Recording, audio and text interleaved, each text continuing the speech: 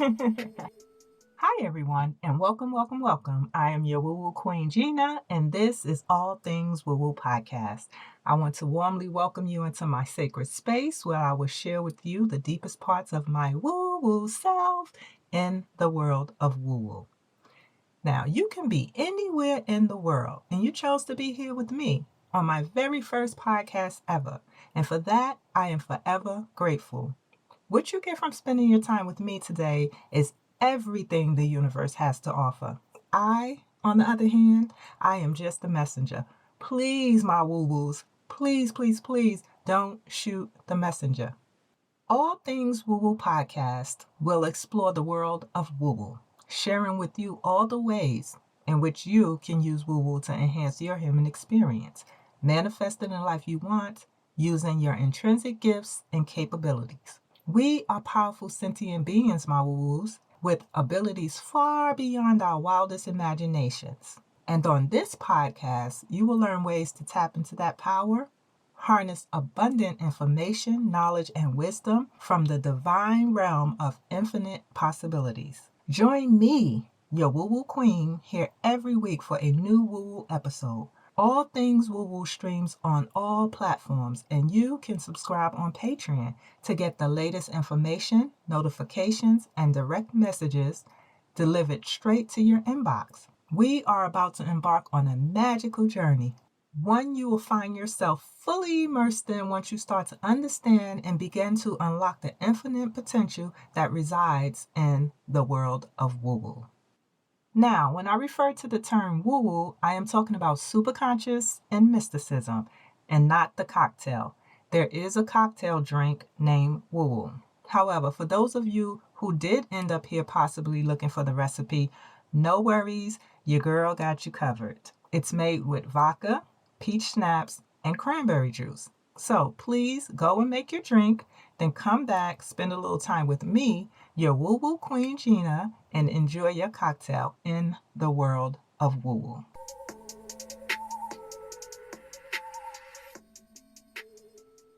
So, for today's episode, we're just going to go ahead and jump right into it. Part of our existence rests with our egoic structure. The ego is designed solely for us to exist in the physical realm. It serves no purpose in the world of woo woo. Actually, to be quite honest, the ego interferes with our innate abilities. It's almost like it works against our efforts to reconnect with being the pure source of energy that we truly are. And the why is not lost on me. There is an unspoken, unwritten rite of passage into the world of woo woo. You cannot enter into and exist there with an identity, ego, or conscious reasoning, which are all constructs of the physical human experience that we are having. Sigmund Freud was a neurologist that divided the self into categories: ID, ego, and superego, and further divided those into two categories: conscious and subconscious. He put ID and ego in the conscious category and superego in the subconscious. The world may or may not be better off due to his observations and theories, but personally, I believe that in superconscious, our subconscious, there is no identity. With no identity, there is no ego. In our superconscious state, there is no need for ego. We exist in the realm of pure energy. There is no physical presence of us in the superconscious state of being. Ego plays a huge part in our physical human experience. It's shaped by our experiences. There are so many different theories on what the ego is and how it's represented within us, but it's not as complicated as theorists will have us believe. Ego is nothing more than that little voice in our heads, and the sole purpose of it is to support our conscious mind in any capacity that it may need or want. I never understood why the term egotistical had such a bad connotation in the modern world, just like the term woo-woo. Egotistical simply means absorbed in oneself and self-centered. We are all that. If not, then we would be like zombies walking around with no sense of self at all. We are all obsessed with our being. How can we not be? Having no sense of self would be like a clamshell with no clam inside of it. There are no levels to ego, unlike we've been led to believe when we label people as having big egos. Big egos simply mean that one is hyper aware of who they are and are usually confident in their understanding of themselves. Our egos are supportive AF of us. If we think we are an astronaut, the ego will do its best to support that version of us in the physical world. If we think we are not good enough to be an astronaut, the ego will also support that version of us in our physical world. In essence, the ego is like a yes man persona. Like, you want to be an astronaut? Yes, you can do it. Let's go. Or, you don't think you can be an astronaut? So why are you even applying to this NASA program then? You won't complete it, and you will flunk out. The ego keeps us safe within our bounds of conscious thinking and reason. That's its sole job. Once we understand how our ego works, then we can start to really engage with it in a way that will allow it to work in unison with woo-woo instead of in opposition. Ego and energy are fierce competitors, dueling to the death for our awareness and focus. You have to wonder why this opposition exists when the sole purpose of both is to support the self. Why not naturally work together to ensure the highest and greatest good of the self? Ego is attached to the physical realm and experience, and intrinsically knows that it would not exist without this human experience. Existing as pure energy, even in this human experience, threatens the egoic structure. This is why I said the why is not lost on me as to why the ego works so hard to keep our awareness on the tangible part of our existence. However, existing solely in this tangible experience with no connection and awareness to the intangible part of our being makes the experience way more difficult than it has to be. We are all aware that this experience is only going to last for a short while, so automatically we are driven by this hidden force, not of nature but of the physical realm, called fear. Fear disempowers us in our ability to have the most amazing experiences we can in the short time we are here. Fear is ego's best friend. They work together to keep us limited in our potential to have this human experience on our own best terms. Ego and fear got some of us out here scared of our own shadows, like literally and figuratively. It's time to move beyond this limitation. Make your ego aware that you know what it's doing and that there is a new chief in town who is going to be doing things differently. Introduce ego to energy in a friendly, non-confrontational way and make it clear that all entities need to work together to ensure that the self is being supported in its desire to embrace both sides of its structural paradigm. You have to slowly and intentionally merge the two, as they reside in different dimensions. Because ego and energy exist in different dimensions, the ideology of separation exists, which creates a very limited understanding of our overall existence. Each entity appears to stand on its own, independent of the other, but ego needs and relies on energy to exist. The egoic structure is almost as fragile as the landscape in the world of woo-woo. They are both delicate, and to get them to work in a manner that best serves our highest and greatest good, we have to be aware.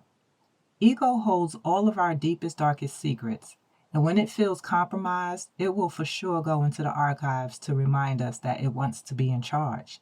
It utilizes the information it holds to set up all kinds of roadblocks in our lives to keep us from new ways of thinking, being, and existing. Ego is not a fan of change. The mind, we can easily manipulate, but that ego, that's something different. It never forgets.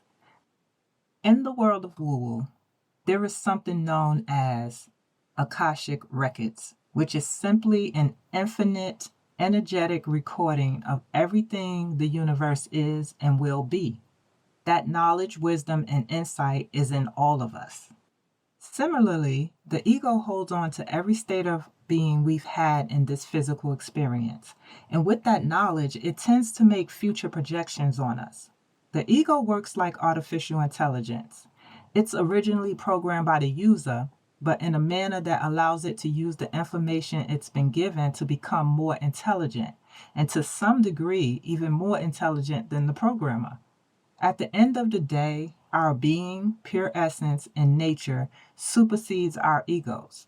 It's just a matter of remembering and supporting that part of our being as the be all to our existence. In the physical realm, we have all this information. A lot of it is misguided and frankly just flat out wrong. I've talked about this in prior episodes. It's literally unthinkable to accept the fact that almost everything we've been told or taught about our physical existence is a lie. I understand the magnitude of this revelation on the psyche, but we don't have to toss the baby out with the bathwater. I'm not saying we have to scrub ourselves of everything that we think we know. I'm saying that at some point, it's necessary to start replacing some of the misinformation with new knowledge and understanding about the self. It's time to elevate our consciousness so that we can elevate our way of being and our experiences. Humanity is so lost, and it saddens my heart to know that with a little bit of understanding and deprogramming, we can universally elevate the experience we are having in this physical realm. I'm not a big conspiracy theorist. However, I'm not sure if it was intentional to have us in this state of being that we are in currently, or if the message that we are super conscious, super powerful, and with all these incredible innate abilities and gifts just got lost in translation. The awareness and knowledge of our supernatural capabilities has been known to people for thousands of years. As the human experience evolved, it became apparent that this information needed to be sacred and entrusted within the bounds of only a few. And it is my belief this is where religion stems from. Those few are individuals who have the propensity to see beyond the limited view of the eyes. They have the capability to tap into their inner selves to see with something that has become known as the third eye in the physical realm. The knowers of this information became like the gatekeepers. And as it is today, so it was thousands of years ago. Not everyone is benevolent in their soul. Again, I say I don't know if it was intentional or if information just got lost in translation. But a version of the truth was circulated that kept people unaware of their true nature. From that point, life as we know it just organically snowballed into what it is today. We are exponentially far removed from who and what we are.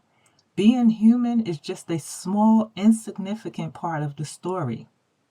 Realigning with our innate selves is a process, and that's why it's called a journey. Transformation of any kind is not easy. It takes willingness, dedication, and a daily commitment. At every turn, we are reminded of how we used to be and what we used to do. And some days you will give in to the extreme desires of ego instead of staying vigilant on the path to awakening. There is a balance that we have to understand coming into full awareness of self. While the physical experience we are having is insignificant, we are still having it, and sometimes it can become overwhelming to say the least.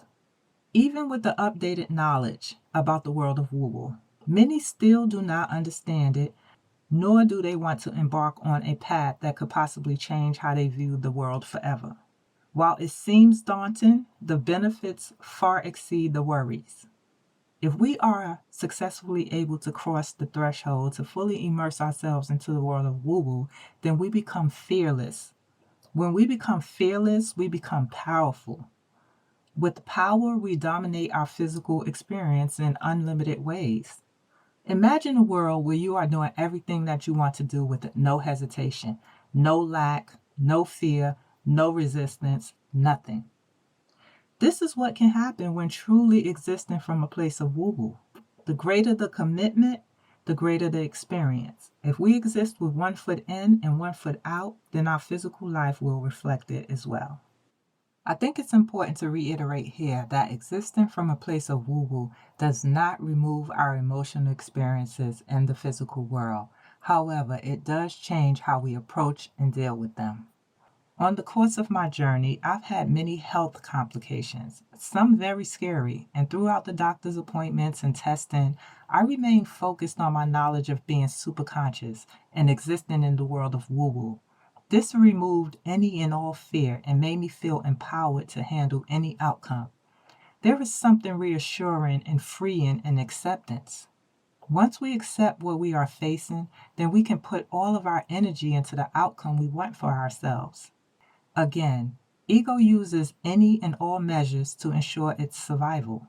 It plays on our fears, insecurities, and vulnerabilities that it knows all too well, in some instances better than we know ourselves in our conscious minds. My fears, insecurities, and vulnerabilities lie in the state of my health. However, for others, it may be their careers, their personal relationships, their gifts and talents. It does not matter what it is. Ego will use it to ensure that we stay grounded and rooted completely in the physical realm.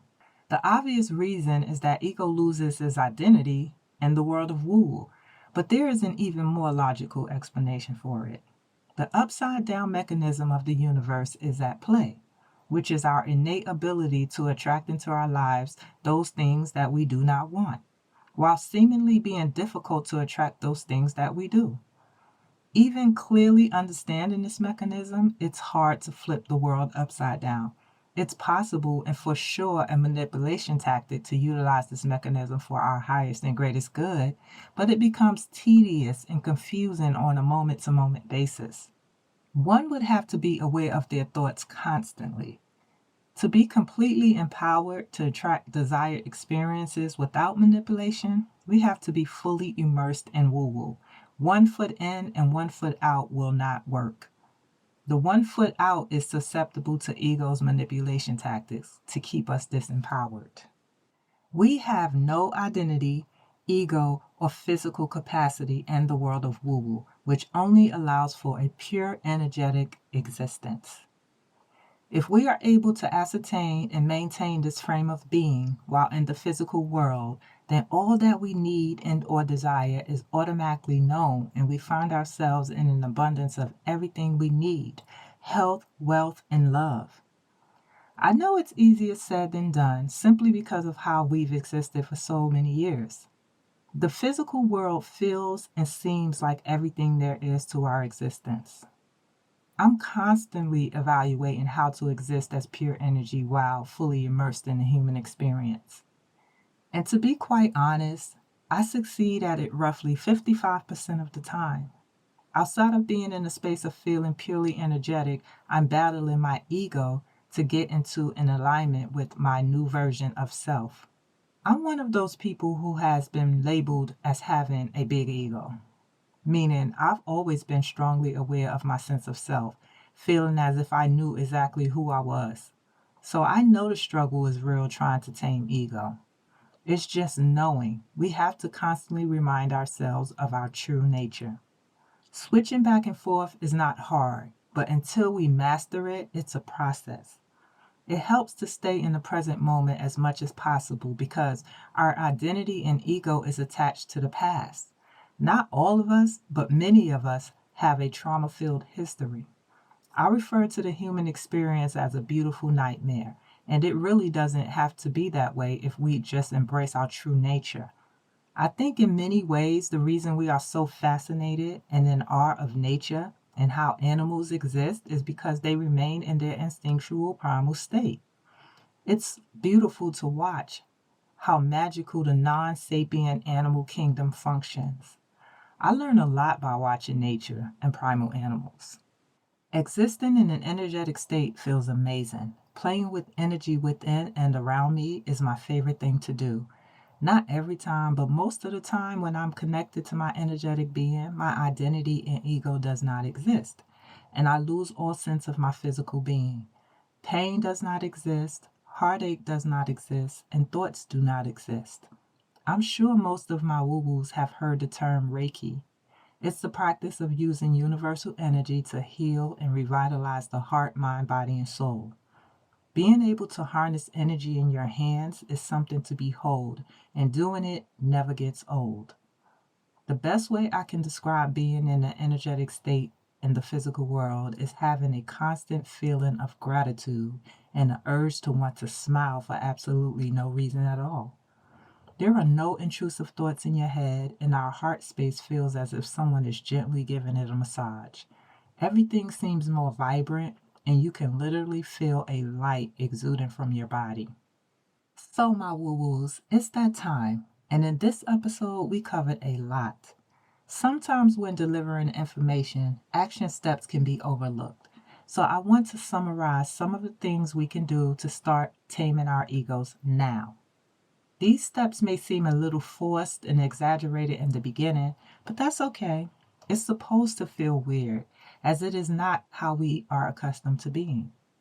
Speak to your ego in a nice, non critical way, reminding it, also known as our conscious selves, that we seek to elevate our experiences. Make it aware that it's for the greater good of self and that we are not trying to extinguish it, but repurpose its value to our existence in the physical world. Next, we need to work from our egoic structure, meaning our physical self, to connect to our energetic state of being. We are trying to get our conscious mind and our superconscious mind to align. How do we do that? By existing in the present moment with a strong sense and feeling of gratitude in spite of what's being presented to us in the physical world. Constantly be in the know that we are superconscious beings with abilities that far exceed this physical realm. Imagine quite often what it may feel like to have superpowers. Embrace the visuals and the feelings. Thank you, my beautiful hearts, for showing up and being present with me in this human experience. I appreciate you and your presence. And remember, you are special in so many ways. Until next time, take care. Woo woo.